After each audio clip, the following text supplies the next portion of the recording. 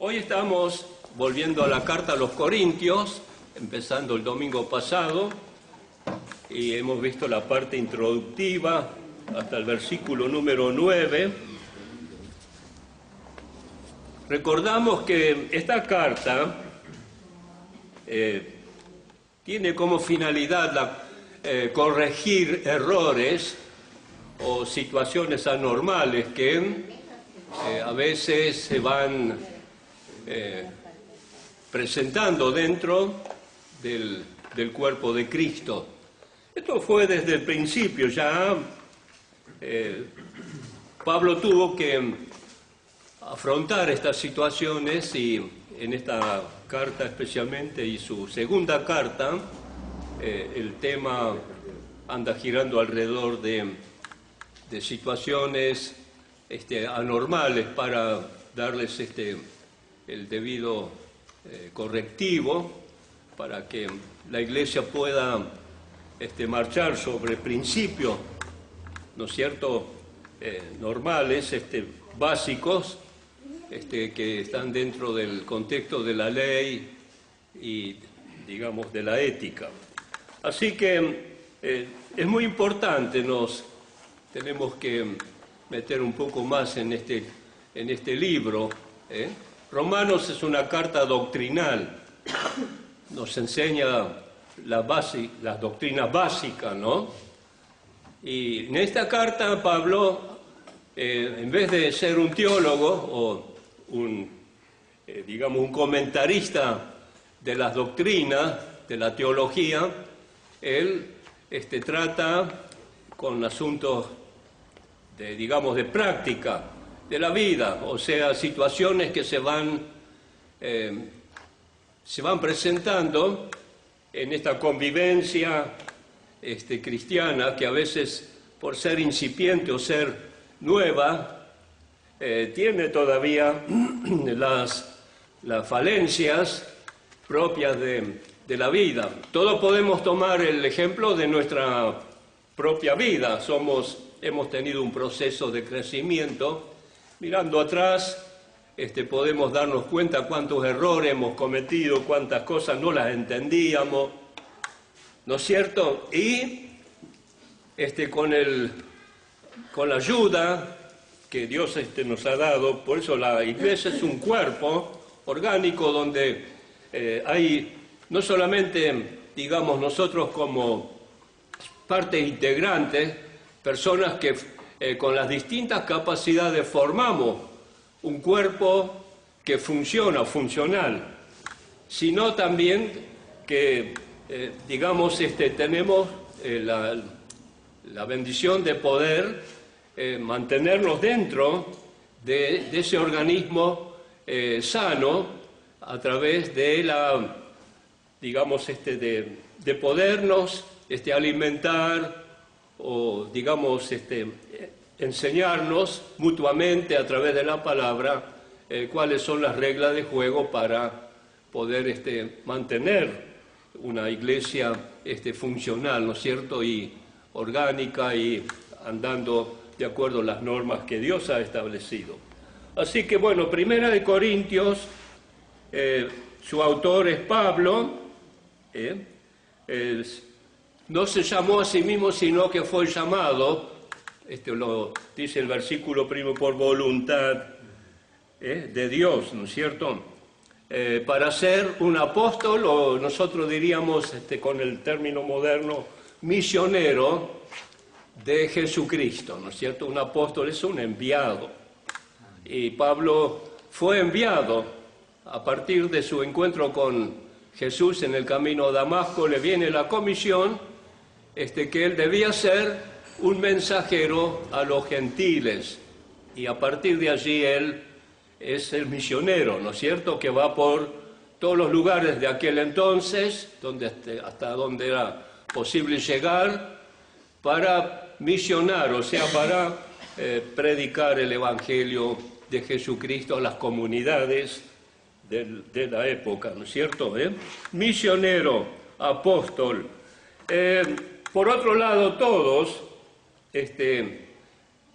tenemos este apostolado, el ser enviado, ¿no? Bien lo dijo Jesucristo, que Él nos enviaría en medio, no siempre entre ovejas, sino aún entre lobos, ¿no? Y un mundo tan diversificado en su manera de ser, con todas allí tenemos que ir para aparejar el camino, como dijo Juan el Bautista, preparar el camino, porque viene detrás de mí uno más poderoso, y él que iba a hacer, iba a pregonar el reino de Dios, ¿no es cierto? El arrepentimiento y luego la justificación y así. Entonces, cada creyente ha sido llamado para ir por este camino de la comunicación y enseñar o predicar el Evangelio. ¿Estamos de acuerdo o no? Amén. Amén. Entonces, tengamos también el privilegio de decir que en algún sentido somos apóstoles o misioneros enviados, ¿no es cierto? Muy bien. Ahora, fue dirigida a una comunidad llamada los Corintios, ya en Grecia, ¿no es cierto? Y cuando usa la palabra santificados, quiere decir apartados, ¿no es cierto? La palabra santificar significa apartar una cosa para dedicarla a Dios. Ahora, nosotros desde el momento que aceptamos a Cristo, habiendo escuchado el Evangelio y habiendo tomado la decisión de seguir en pos de Él, hemos recibido, digamos, el llamado, el camino del seguimiento, ¿no es cierto? O sea que entramos a formar parte del pueblo de Dios, o sea que fuimos separados para ese fin, para ser de Él. Ahora dice aquí, el versículo pone otro concepto cuando dice para ser santos. Una cosa es ser separados, ¿no es cierto? Y dedicados, ¿no es cierto? Ahora, ¿cómo fue ese principio? Fue muy elemental, qué sé yo. Cuando uno no conoce, en el mundo no sabíamos nada de Cristo, o sabíamos muy por palabra. Y habiendo ahora recibido el Evangelio, hemos como que pasó algo, que el Señor hizo una obra en el acto de nuestra fe, arrepentimiento. El Espíritu Santo acepta esa dedicación y allí somos separados, ¿no es cierto? Entramos en el camino del Señor. Por eso, santificado significa separado. Hemos sido separados. Ahora, si nosotros no la entendemos bien la palabra santificado, podríamos decir, entonces ya tenemos una aureola. Y esto no es así, sino que tenemos que tener la convicción de que simplemente fuimos separados. Ahora, ¿cuánto nos falta? Bueno, es como dice el proverbista, ¿no es cierto? La senda del justo es como la luz de la aurora que va en aumento hasta que el día es perfecto. Es decir, de que necesitamos ahora el proceso, no solamente ser separados, sino también dedicado. Santificado es una cosa y ser santo es otra, ¿no es cierto? Es la acción de la perfección en nosotros.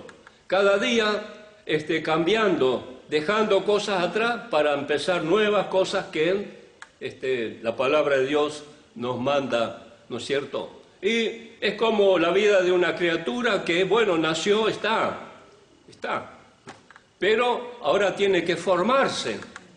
Y entonces, bueno, entran ahí a trabajar todos los elementos normales, ¿no es cierto?, para que la vida crezca y se desarrolle hasta que se llega a ser una persona mayor o un hombre, ¿no es cierto? Eso, en el sentido espiritual, es ser santo, empezar a ser santo,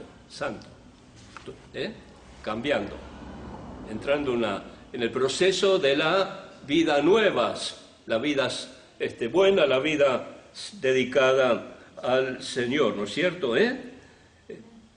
Ahora, qué importante uno dice, pero ¿alrededor de quién se va formando esa nueva vida?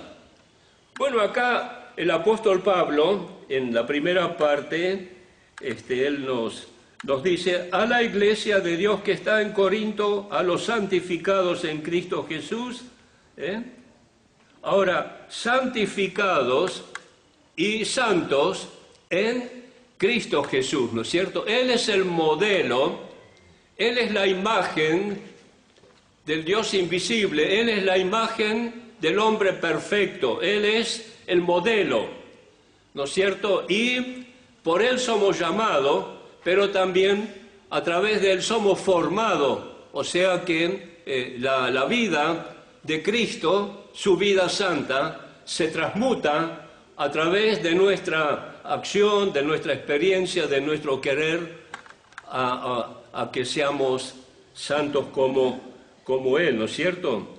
Ahora, el apóstol acá dice una cosa importante. Creo que él está empezando a dar en el clavo, porque ya como dijimos, esta carta es correctiva, ¿no es cierto? Y él puede prever problemas, o los ve, pero ya se anticipa. Y una cosa que él dice aquí, que Jesucristo es el Señor nuestro y de ellos, ¿no es cierto? Posiblemente estaría hablando de los apóstoles y de los corintios. Jesucristo es mi Señor. Amén. Era o es el Señor de los corintios porque ya lo habían aceptado. Pero dice, y de todos aquellos que en cualquier lugar invocan el nombre de Jesucristo. Ahora, acá vemos que hay ya un principio de la unidad. Nosotros en Cristo, los corintios en Cristo. Pero él dice, y todos, en todo lugar, o los que están en todo lugar, también ellos, si han creído, son de Cristo. Entonces, acá estaba el punto inicial donde Pablo está poniendo énfasis, la importancia de la unidad, no importa dónde vivís, no importa cuál haya sido tu experiencia anterior, si has aceptado a Cristo, acá en la Argentina, en la China, donde quiera que sea, todos estamos, unificados en una cabeza que es Cristo, en Él hemos creído, ¿no es cierto? Y este es el punto inicial. Por eso tenemos que tomar en cuenta de que la unidad de la Iglesia es un principio básico. La división es un problema. Así que el problema que va Pablo ahora a tratar en inmediato, lo vamos a ver a partir del versículo 9 en adelante, es el problema de la división. Este punto es muy importante para ya tomarlo en consideración, ¿no es cierto? Bueno, ahora al versículo 3 al 9 Pablo tiene una oración, da gracias. ¿Cuántas veces tenemos que tener en cuenta que Dios realmente es digno de recibir toda gratitud por haberlos encontrado sin Cristo, sin esperanza, y de repente hemos podido llegar a Él y entrar en esa relación personal con Él y también corporal, o sea que formando una nueva entidad, el cuerpo de Cristo, o sea, la Iglesia, que es indivisible. Está en todo lugar del mundo y es un cuerpo, ¿no es cierto? Son mis hermanos los que están en todas partes del mundo y que han creído en el Señor Jesucristo. Y yo tengo, el deber de mantener esa relación como iglesia. O sea, tengo que respetar, tengo que seguir principios, tengo que amar tengo que considerar de que no soy único, que tengo parte en el cuerpo, que soy parte de un conjunto, ¿no es cierto? ¿O no? Claro. El diablo vino para hurtar, matar y destruir. Pero Jesús dijo, yo he venido para que tengan vida y que la tengan en abundancia. Entonces, la unidad es una cosa fundamental y el problema de la división es un gran drama. Por eso Pablo quiere corregir esto desde el vamos, como se dice, ¿no es cierto? Ahora él da gracias por allí en Corinto se abrió una puerta y mucha gente se avino al Evangelio y forman ahora parte. Por eso él dice, nosotros, ellos y los de toda la parte del mundo, ¿no es cierto? Amén. Amén. Y bueno, esta parte es interesante. Yo creo que si seguimos comentando la acción de gracia, vamos a tener parte de la mañana, ¿no es cierto? Pablo acá dice de que tienen que dar gracias por las maravillosas dádivas, versículo número 4, en el versículo 5, por una vida más enriquecida. Y acá él dice que tenemos que dar gracias por toda palabra y por toda ciencia. Es decir, de que cuando vos conoces a Cristo, de pronto el mensaje lo querés comunicar a otro. Y ellos aprendieron a testificar, fueron enriquecidos en toda palabra, que quiere decir que ya su lenguaje era distinto, hablaban la palabra de Dios, ¿no es cierto? El testimonio. Y esta es una de las cosas que tenemos que mantener siempre, ¿no es cierto? El ser testigo, el ser acá apóstol en un sentido, misionero, predicadores, ¿no es cierto? Por eso dice que fuisteis enriquecido en toda palabra. Podemos hablar ese lenguaje nuevo y comunicarlo. Pero también dice en toda ciencia. Ahora, esto tiene que ver con el conocimiento. Yo creo que las dos cosas van juntas. Si nosotros predicamos y no tenemos la menor idea, tenemos la idea inicial, sí, que Cristo me salvó. Yo me puedo acordar aquí de muchas personas. Y yo me acuerdo de uno, especialmente uno que se llamaba Mantovani. Este hombre era un desastre, en el mundo fue un desastre. Yo me acuerdo que estaba borracho, pero lo encontramos muchas veces y un día lo encontramos en la clínica, me acuerdo, estaba la mamá. ¿Qué está haciendo acá? Estoy esperando la curandera que viene de Arroyo Seco. ¿Por qué? No, porque no tiene esperanza. ¿Cómo no? Porque ella estaba tan desesperada que me llamó. ¿Sabes? Habíamos establecido una amistad inmediata, porque este hombre, claro, primero era un vago, ¿no es cierto? Y después supo de que la iglesia podía ayudarlo. Y entonces estaba desesperada cuando se enfermó para muerte. Estaba en la clínica San Nicolás y ahí me dice, va a venir la curandera. No, yo dije, no la deje entrar, yo voy a entrar ahora, vamos a orar. Y estaba el tipo ahí casi, estaba casi medio muerto, pero entendió algunas palabras y bueno, yo oré por él. Y cuando a la tarde dice que él se había incorporado y se empezó a levantar. Y así empezó la sanidad de él, se sanó. Se sanó y empezó a andar. Y por todas partes decía, Jesucristo me salvó, Jesucristo me salvó. Y predicaba así con palabras incipientes. hablando de Jesucristo lo había sanado, que él estaba muerto y que Jesucristo lo sanó.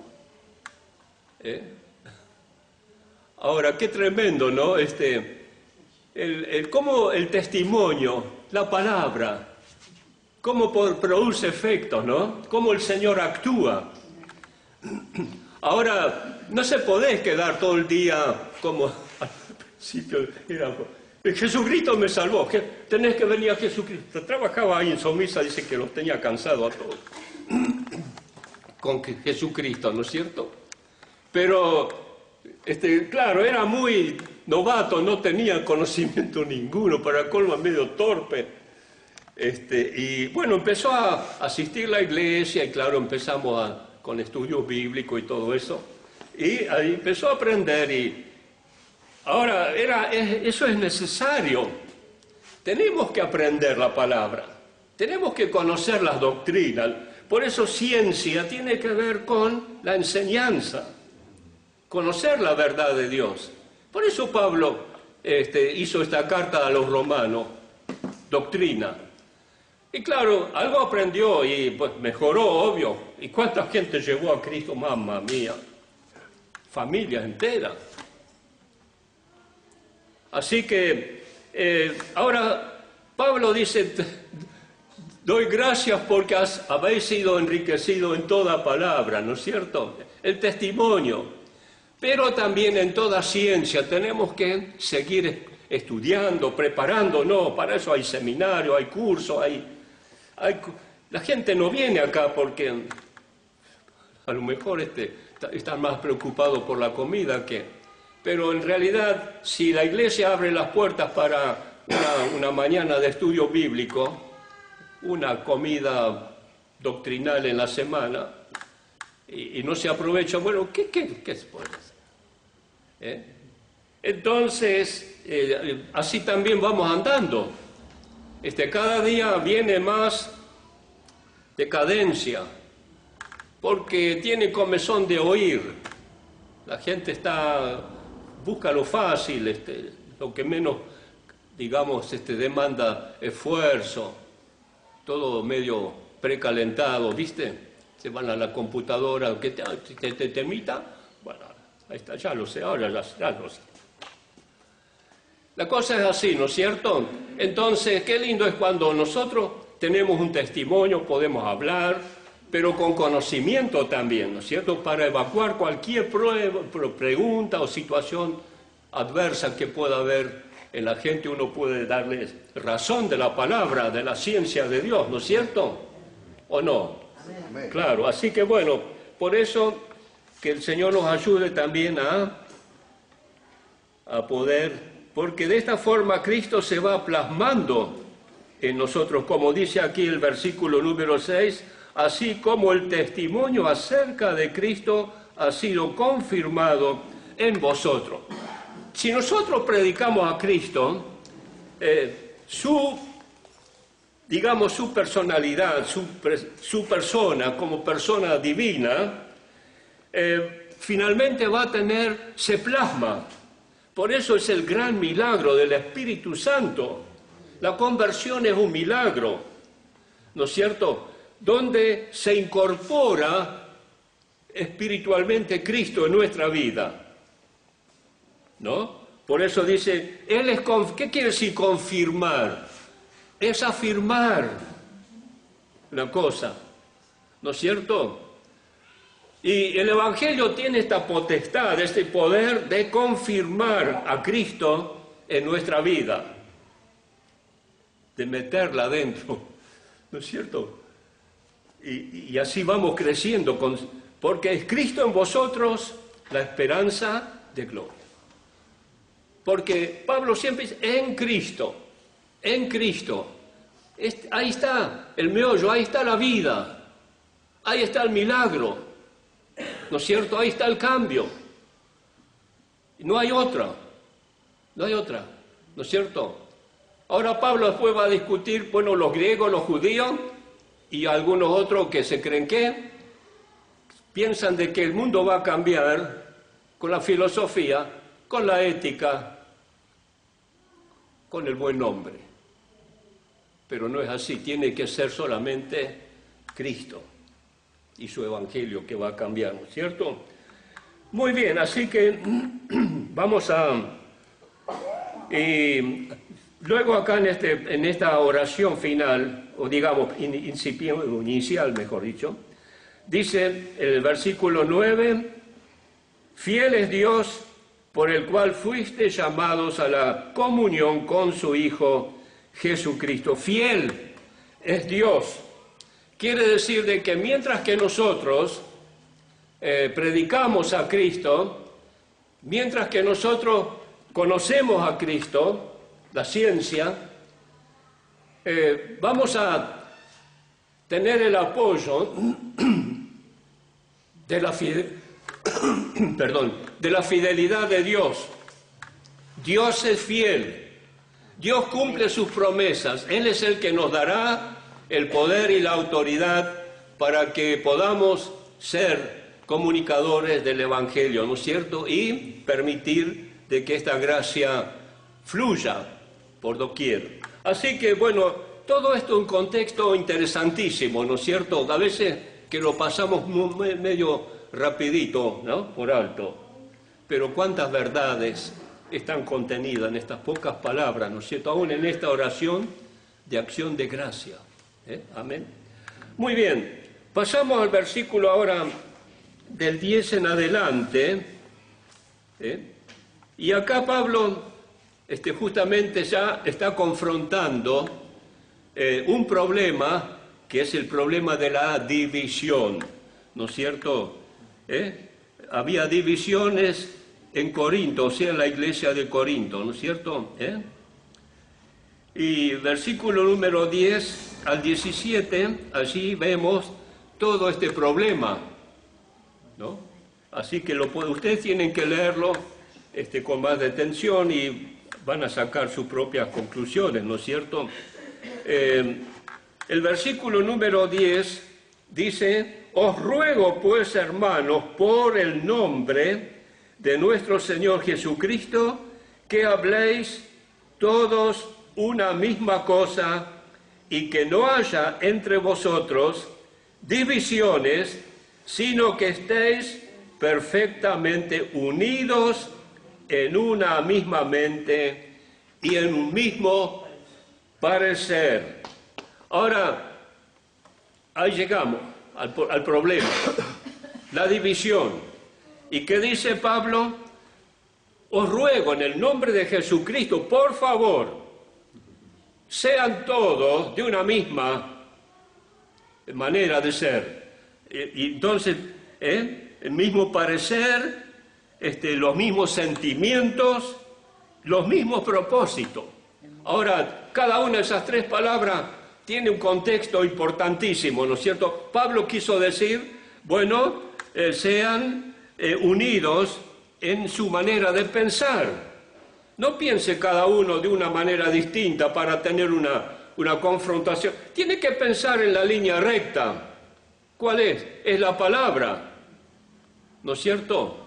Que marca el rumbo, ¿no es cierto? Fuera de ello estamos con problemas. Digamos, seamos también unidos en sentimientos, o sea, de que no andemos, digamos, bueno, hay problemas raciales, hay problemas de otro tipo, o tal vez de personalidades, había problemas, sí. Gente que tenía una cultura griega, conocían los filósofos de la época, ¿no es cierto?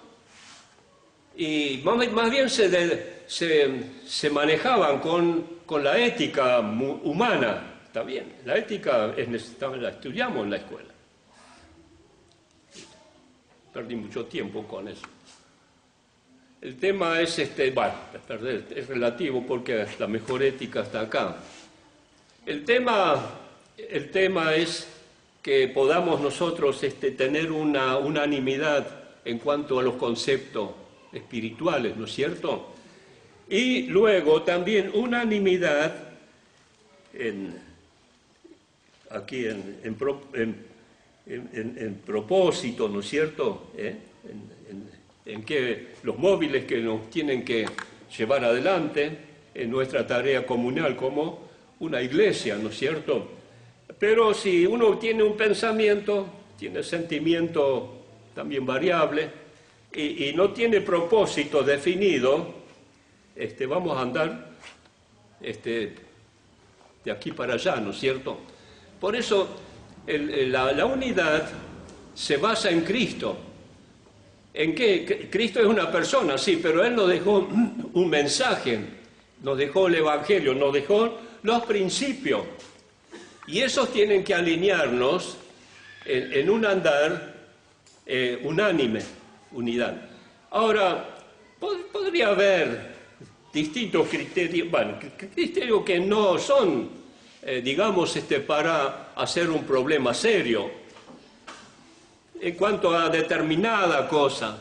Y eso Pablo también lo tuvo que confrontar. Bueno, gente que tenía costumbre con respecto a comida, que venía como una tradición, y hacían de eso un problema. Y muchas veces hubo separación. Bueno, si vos comes carne de cerdo.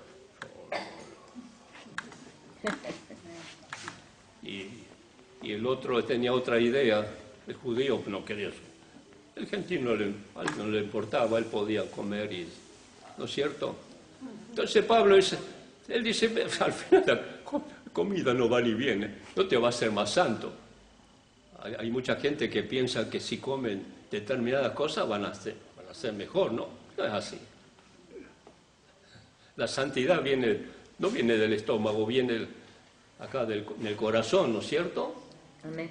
Así que, entonces Pablo dice, no, bueno, si vos no andes discutiendo con si tiene la idea que no tenés que, bueno, déjalo que él, pero no hagan escándalo, trata de no tener pelea con él, está en paz, tranquilo. Si él quiere comer, no quiere comer, bueno, vos hacés como Dios te manda, como dice la palabra, y listo. Pero no hagamos un lío, ¿o no? Así tiene que ser.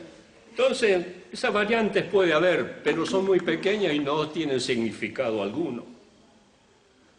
Así que bueno, entonces tenemos que... estas cosas vienen ya desde los siglos, vienen aquí a trabajar, ¿no es cierto? Ahora vamos a ir mirando algunos versículos más. Yo no quiero salir un poco del texto. Yo sé que tal vez no se ha leído, y podemos seguir mirando un poco el texto bíblico. Dice, os ruego pues, hermanos, versículo 10, por el nombre de nuestro Señor Jesucristo, que habléis toda una misma cosa y que no haya entre vosotros divisiones, sino que estéis perfectamente unidos en una misma mente y en un mismo parecer. Perfectamente unidos, ¿no? Ahora, había allí en la iglesia no hay mucha información con respecto a esta familia de Cloé. Pablo recibió alguna carta, algún mensaje cuando estaba allí en Tesalónica, esa zona, que ahí en Corinto cartas siempre se escribieron. Entonces, había una familia que se llamaba Cloé, y le mandaron una carta cuando Pablo todavía no había llegado a Corinto, que la familia Cloé le informaba a Pablo de un problema que había dentro de la iglesia de Corinto, ¿no es cierto?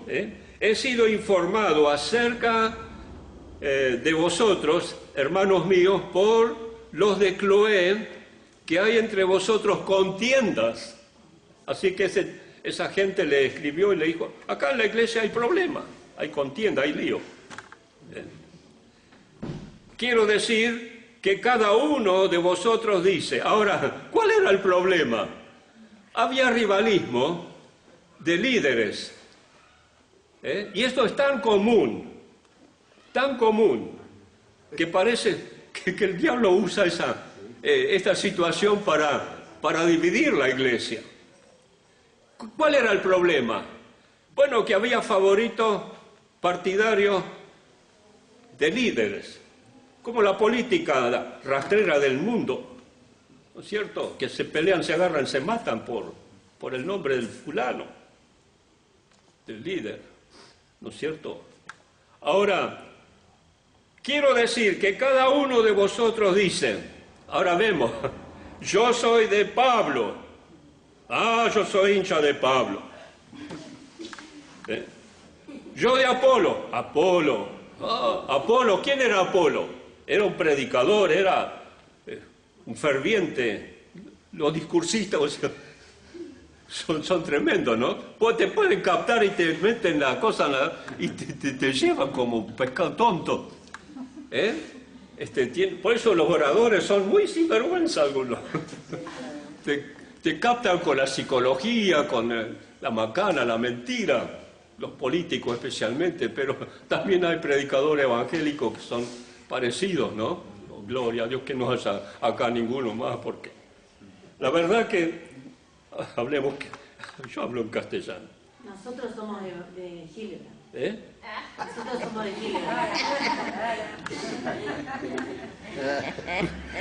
Y el otro dijo, yo soy de Cefas. ¿Quién es este Cefas? Ahora le ves.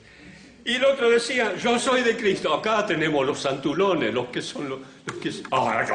yo soy de Cristo nada más. Después tú lo mira un poquito, al rato descubriste Cristo, mamá mía.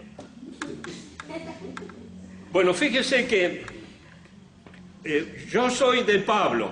Algunos estaban muy encantados con Pablo, un hombre normal, mire, que él vino acá igual. Está bien, yo creo que si yo habría conocido a Pablo, me hubiera enganchado con él, ¿no? Ahora, otros decían, yo soy de Apolos. Ahora, Apolos era griego, y usted ve allí en el libro de los Hechos aparece ese Apolos, era un predicador, era un discursista, tenía el arte de la oratoria, ¿no es cierto? Y podía ganar la simpatía de la gente fácilmente. Entonces muchos quedaron prendidos porque los griegos especialmente buscaban esos tipos que sabían discursiar, ¿no es cierto? Entonces Apolo, eran hinchas de Apolo. El otro bando era de Cefas. ¿Quién era Cefas? Pedro. Cefas era Pedro. Entonces había también cristianos medio judíos que se habían convertido a Cristo. Y claro, Pedro era un judío de raza. Entonces vamos a mantenernos dentro de la cultura judía. Entonces eran hinchas de Pedro, ¿no es cierto? Y había otros más. Estos se creían que eran los más santos, ¿no? Pero nosotros somos de Cristo. Y esto pasa hoy en día. No, yo no pertenezco a esa iglesia del Hildebrando, o del otro, qué sé yo. Y entonces están haciendo el cuestionamiento de nombre. Claro, porque eso del liderazgo es muy común. ¿Cuántos hombres predicadores famosos, pastores, hombres de Dios son famosos, ¿no es cierto? Acá, yo tenía un problema con uno acá. Con un nombre especial, bueno, no lo voy a revelar, pero siempre tenían fulano de tal, como hacía fulano de tal, como hacía fulano de tal. Entonces era hincha del fulano de tal, un gran predicador, un gran pastor, sí, ¿no es cierto? Hay que hacer como hacía allá, como hacía él, ¿no es cierto? Y todo lo que hacía él estaba bien, el otro no estaba bien, ¿no es cierto? Entonces, había también aquellos que decían, pero nosotros somos de Cristo, nosotros no somos como Pablo, tampoco no vamos detrás del nombre de Pedro, tampoco vamos al nombre de Apolo, Jesucristo es la cabeza de la iglesia. Claro, eso es cierto, pero a veces los que realmente se autotitulan de verdadero santo, hay que tener un cuidado con ello. Porque lo malo es que, claro, se engrandecen y cuando caen de tal manera que, mamá mía, Entonces se le va el ídolo a la gente, ¿no es cierto? Y cuando uno dice, pero yo soy un cristiano, y critica a todo el mundo, critica a la iglesia, critica las costumbres, y de repente cae, comete un acto, un desliz, lo que sea, y toda esa jactancia que yo pertenezco, yo soy una persona, un creyente de verdad. Tenemos que ser muy humildes, tenemos que cuidarnos, ¿no es cierto? Seamos transparentes, seamos lo que tenemos que ser. Digamos, soy lo que soy por la gracia de Dios, y más de ahí no, ¿no es cierto? Y si por ahí el enemigo nos quiere inflar un poco, tratemos de pinchar el globo, ¿no es cierto? Porque es muy triste cuando uno se autoglorifica y después se cae como un barrilete sin cola. Así que pasa esto, ¿no es cierto? Pasa. Entonces hay que cuidar. Pablo en ese sentido tenía esa... Bueno, muy bien. Ahora, quiero decir que cada uno tiene sus preferidos. Ahora, acá qué pregunta. ¿Acaso está, versículo 13, está dividido Cristo? Ahora ellos lo desgarraron a Cristo. Esto es un desgarramiento. Es como si agarraran los pedazos. Cristo quedó hecho en risa. ¿Fue crucificado Pablo por vosotros? Qué profundo que ¿no? ¿Acaso, Pablo dice, acaso yo fui crucificado en la cruz del Calvario por ustedes, por su salvación? ¿O fuisteis bautizados en el nombre de Pablo? Acá también hay, este es un contexto muy interesante. Gracias que uno ha podido pasar viendo cosas, ¿no? Pero para algunos, el inicio de la vida cristiana comienza con el bautismo, cuando en realidad nuestra vida comienza en la aceptación de Cristo. ¿No es cierto? Ahora, esto pasa en nuestros países latinoamericanos y en otras partes del mundo también. Todos son cristianos. No, nosotros pertenecemos al cristianismo. ¿Y cuándo empezó tu cristianismo? Bueno, algunos, desafortunadamente, la mayoría, cuando la mamá lo llevó para el bautismo, cuando el cura le metió ahí unas gotas de agua, ¿cierto? Ahí empezó el cristianismo. Y otro tal vez, aquellos que usan otra cosa, el bautismo por inmersión, ¿no es cierto? Saben de que hay un bautismo y vienen y se bautizan, pero nunca aceptaron a Cristo y ahora ya son cristianos porque se bautizaron. Pero Pablo dice, yo no bauticé a nadie. Bueno, bauticé a unos pocos. Ahora, no estaba Pablo en contra del bautismo, pero tampoco le dio, digamos, un valor redentivo, o que el bautismo salva. Ese es el concepto papal, o sea, del catolicismo, ¿no es cierto? Que el bautismo salva. El bautismo no salva nada. El que salva es Cristo. Amén. El bautismo simplemente es un testimonio de aceptación de que yo muero al mundo y vivo para Cristo, ¿no es cierto? Pero no tiene poder salvador, ¿no es cierto? El único que salva es Cristo. Entonces, cuando la gente dice, yo soy cristiano, lo dice porque, claro, la mamá lo llevó y se bautizó pequeño, el otro por el otro lado de otra manera, ¿no es cierto? Y ya soy cristiano, ¿no es cierto? Y por ahí algunos se enojan. Si uno le pregunta, ¿usted qué es? ¿Es cristiano? ¿Y qué voy a hacer? No soy un animal. Así dicen también. Es la más crasa ignorancia que uno puede escuchar en el mundo, ¿no es cierto? ¿Qué se cree que soy un animal?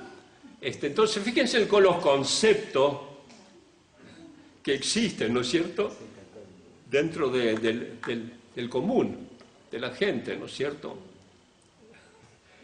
Bueno, ahora Pablo dice, ¿acaso está dividido Cristo? ¿Fue crucificado Pablo por vosotros? ¿O fuisteis bautizados en el nombre de Pablo? Y Pablo dice en el 14, doy gracias a Dios de que a ninguno de vosotros he bautizado, sino a Crispo, el jefe de la sinagoga, y a Gallo, para que ninguno diga que fuisteis bautizados en mi nombre. Mire qué cuidadoso que es Pablo. Acá hay un punto de interés, para que nadie diga que yo bauticé a alguno. Y esto también, ¿quién te bautizó? Ah, a mí me bautizó fulano de tal. Y está bien, sí, lo pasó, ¿no es cierto? Pero esto no significa de que le puso un sello de garantía, ¿no es cierto? Fue simplemente un hecho que se tenía que cumplir de acuerdo a la palabra, ¿no es cierto? Ahora acá Pablo se ve que no está comulgando demasiado con el tema del bautismo, o sea, que no es que lo está desechando, porque él habla después en la carta, habla del bautismo como un símbolo de muerte, para aplicarlo a la santificación y eso, ¿no es cierto? Pero Pablo es muy cuidadoso de no presentar, digamos, ¿cómo se puede llamar? Prácticas exteriores, fórmulas, ¿no es cierto? Bautismo y otras costumbres que hay, ¿no es cierto? Simplemente él pone énfasis en lo esencial, en la fe, en una persona que es Cristo, y no que alguna otra cosa, agregarle, no agregarle más. Un agregado, un sustituto para la verdadera manifestación de la vida divina, ¿no es cierto? Este es el tema. Entonces, bueno, seguimos mirando. También bauticé a la familia de Estefanas. De los demás no sé si he bautizado algún otro. Ahora, fíjense, esto es esencial lo que dice Pablo. El versículo número 17.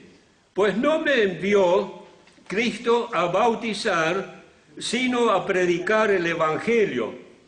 Acá vemos otra vez cuál es la cosa a la cual se le debe dar la máxima atención posible en nuestro ministerio como iglesia, es la presentación del mensaje de Cristo, el Evangelio de Cristo. Ahora, todo lo que hace a las demás los formulismos, por ejemplo, el bautismo, la Santa Cena y otras cosas, bueno, son simplemente corroboraciones de la verdad aceptada, ¿no es cierto? Si yo acepto a Cristo, lo voy a expresar públicamente a través del bautismo, ¿no es cierto? ¿Qué quiere decir?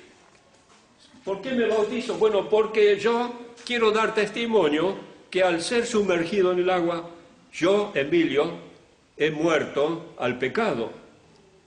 Y al no haberme ahogado, haber salido con vida, resucité a una nueva vida en Cristo. Y quiero vivir ahora la vida en Cristo.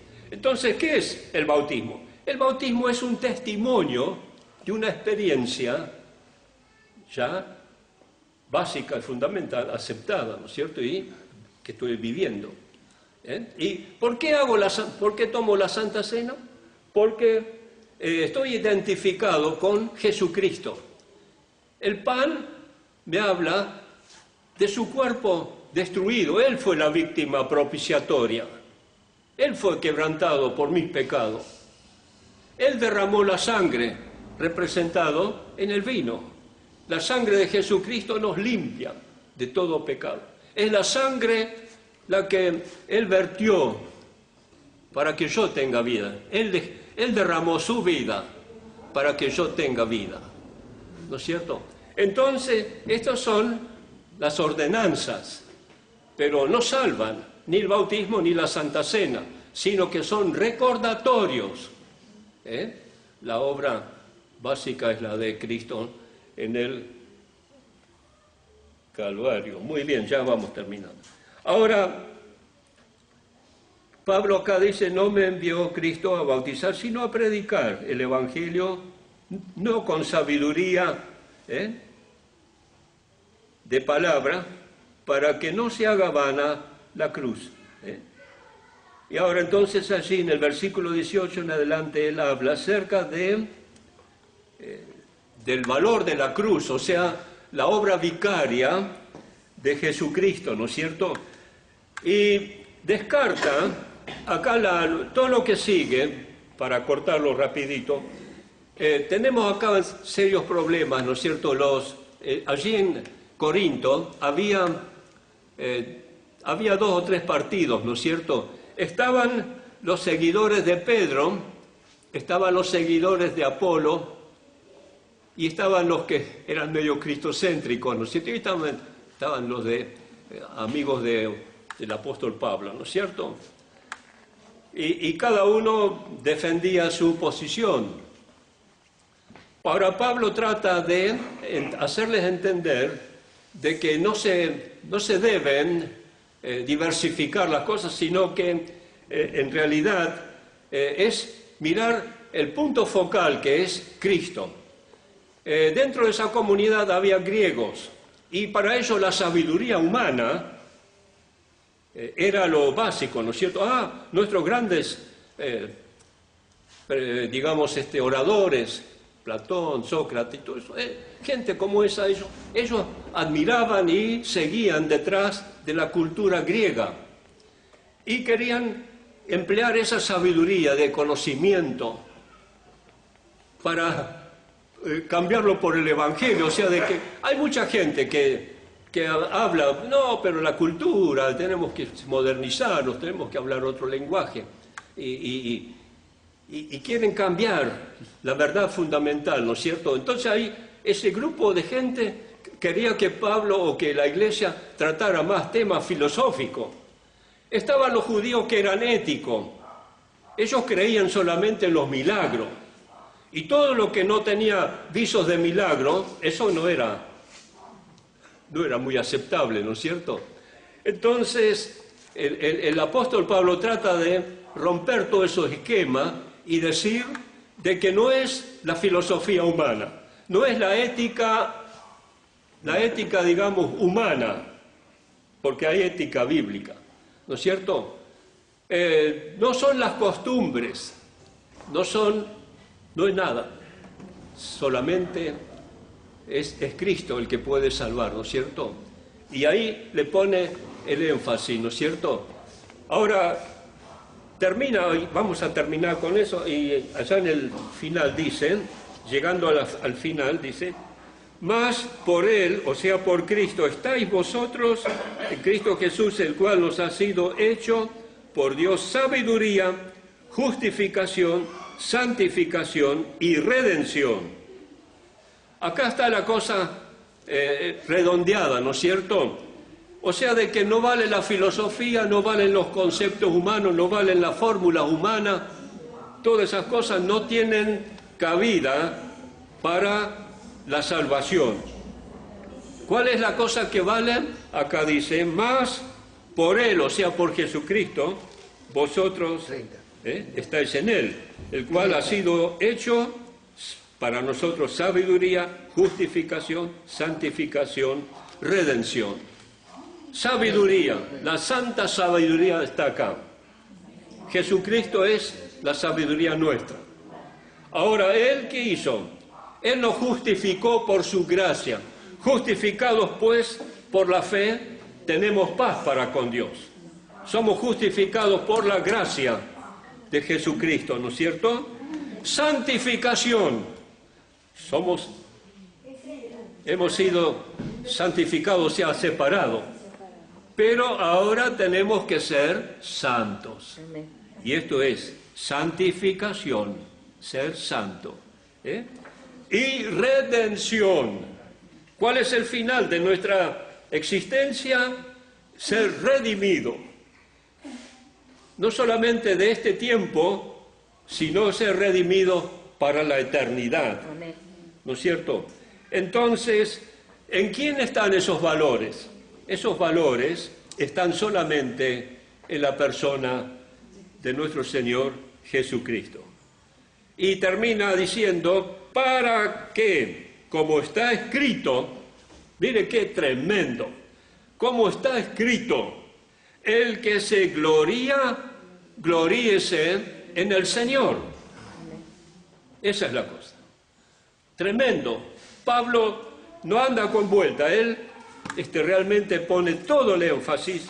No es la sabiduría del mundo, no es el poder del mundo, no es la santidad, o sea, la ética del mundo, es solamente Jesucristo. Él es la sabiduría perfecta. Él es nuestra justificación. Y Él es nuestra redención. Y esto es el sumo bien del hombre, ¿no es cierto?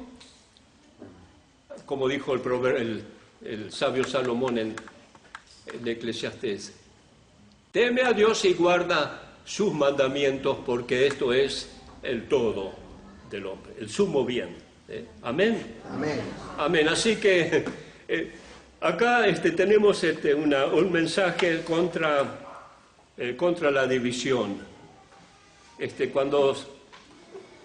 Cuando Cristo no es la cabeza, el centro de la mira, cuando no estamos afincados a Él, a sus principios, a sus prácticas, es fácil causar un desastre, ¿no es cierto? Y que Dios nos libre, nos guarde, hermanos, tenemos que cuidarnos. Que el Señor nos mantenga en la unidad y podamos ser realmente un pueblo como Dios quiere que seamos. Amén. El Señor nos bendiga.